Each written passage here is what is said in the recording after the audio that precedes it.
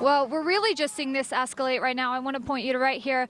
We can see agents coming in from behind where a lot of the protesters have been gathered. We are seeing some tear gas right there. If you'll zoom in on that, we can see some more tear gas has been deployed. The last time that happened was about 30 minutes ago. Well, just in the last few minutes, we saw a clash. I want Bailey, if you'll point through the fence right there, you can see dozens of officers are now retreating.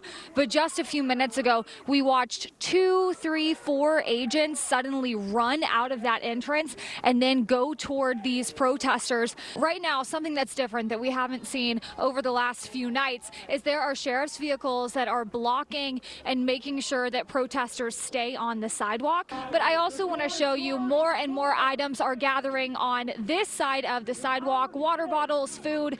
People here, the protesters say they are a united front and they just want to be here together. So as of now, things have remained very peaceful, and we haven't seen ICE agents come out from that entryway in quite a bit of time. And I reached out tonight to a spokesperson for the sheriff's office. She told me this area in front of the Whipple Building is part of their patrol area, and throughout the day, deputies have been, quote, maintaining public safety. But like I said, these protesters view the presence of these deputies very differently. Morgan, the sheriff's deputies are still here, but a new addition that I want to show you is these barriers. Right now, there are barriers blocking off the sidewalk, keeping the protesters on here, which is something that wasn't here when we were here at 10 o'clock last night. And the crowd behind me of protesters is just as big as it was yesterday, even though the conditions are arguably worse. And from the moment the sun set, the group of protesters slowly, gradually started dwindling until about 30 minutes ago when the last of those protesters packed up.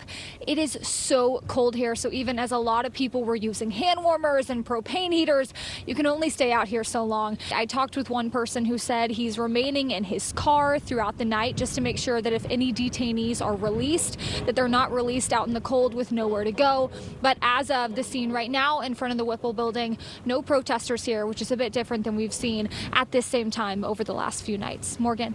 All right, thanks for that update, Annabelle.